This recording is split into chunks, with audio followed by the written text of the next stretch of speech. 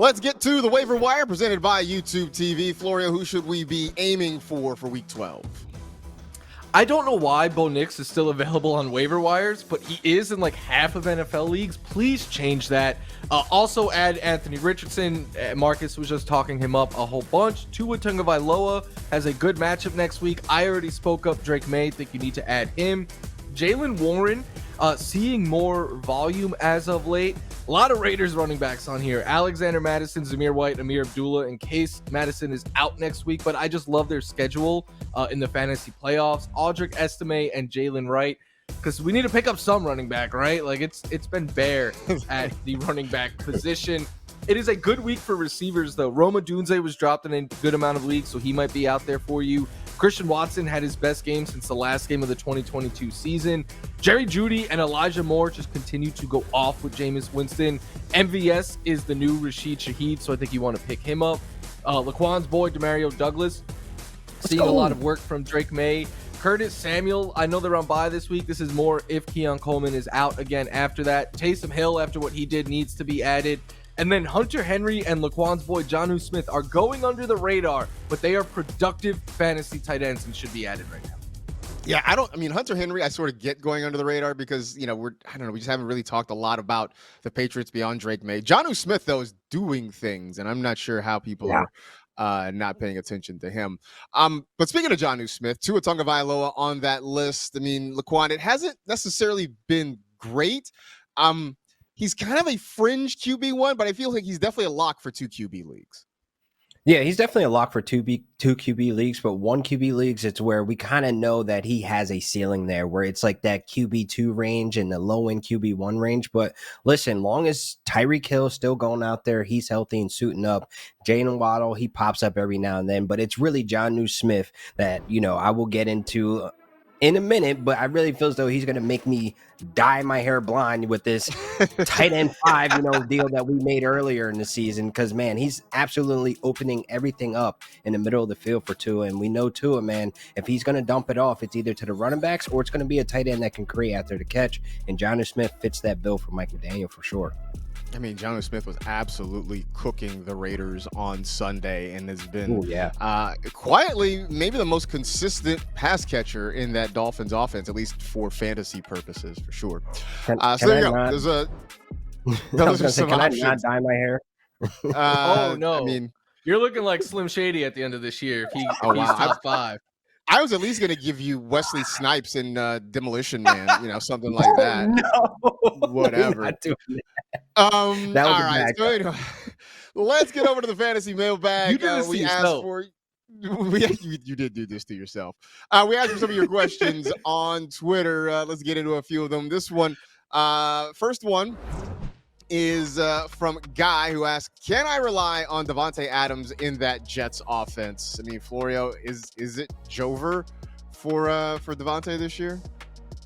No, I don't think so. I think it's Jover for him as like a top 10 elite fantasy wide receiver.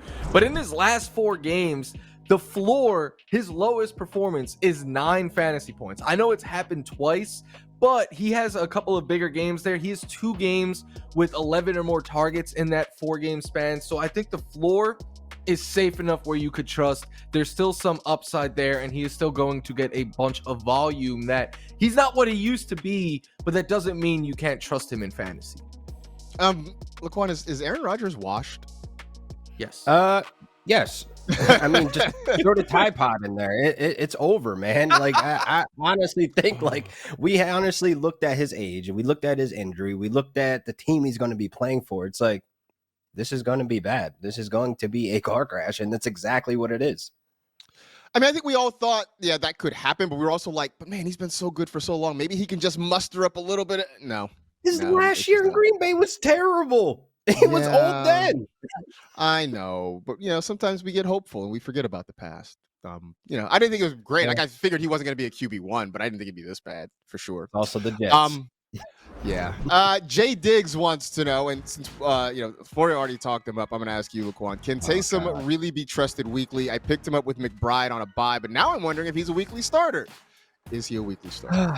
He's given the Saints offense some spark, some life. They need playmakers. And guess what? Coming out of the bye, he faces the Rams. And we cannot stop tight ends or whatever he's classified as. And I could see him having another big game coming off the bye week because the Rams cannot absolutely stop tight ends from scoring or making big plays or finding production. So as a weekly starter, I mean, look, we're getting into those fantasy playoffs. If Taysom Hill is on your roster and your starting lineups, I guess you have to start him, man.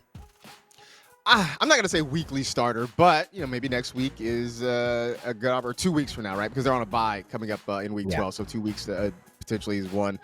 He does have the Raiders in the fantasy playoffs in championship week too, so that's something to kind of keep in mind going along as well. Can't believe we did this. Hugo wants to know, Florio, is Russell Wilson safe for the rest of the season? He plays the Ravens again in the playoffs finals. So yeah, week 17, he's got the Ravens. I mean, how are we feeling about Russ the rest of the way? Russ is what Russ is, I would say. Like, he's not a set and forget it type quarterback. He's not like you have like Jalen Hurts or Lamar Jackson or something like that, where you don't even consider getting him out. I think you play him in the right matchup, depending on what your options were. Like, yes, he went out and laid a dud yesterday, but that doesn't take away that he had been playing good football up until that point. And his schedule moving forward, Browns, Bengals, Browns, Eagles, Ravens. Like, and then he gets the Chiefs. Like, after that, I'm not playing him against the Chiefs, but I think you could make a case for him in those next 5 games. It all depends on your options, but like the Browns have struggled against the pass. The Bengals have really been bad. So yeah, you're going to be able to start Russ again this season. Yeah. I mean, look, we talked about Russ in terms of what he meant for the other guys in that offense.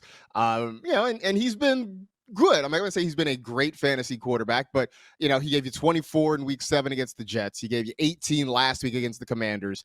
It was not great this past week against a Ravens team that we all thought it was going to be great against, which actually does lead us to one final tweet from the mailbag. This is from J1, who says, my biggest question today is, why did I listen to all of you when you said that Russell Wilson was a must start this week? Well, the reason you listened to us, J1, is because we are exceedingly handsome and endlessly charming, and it just made sense.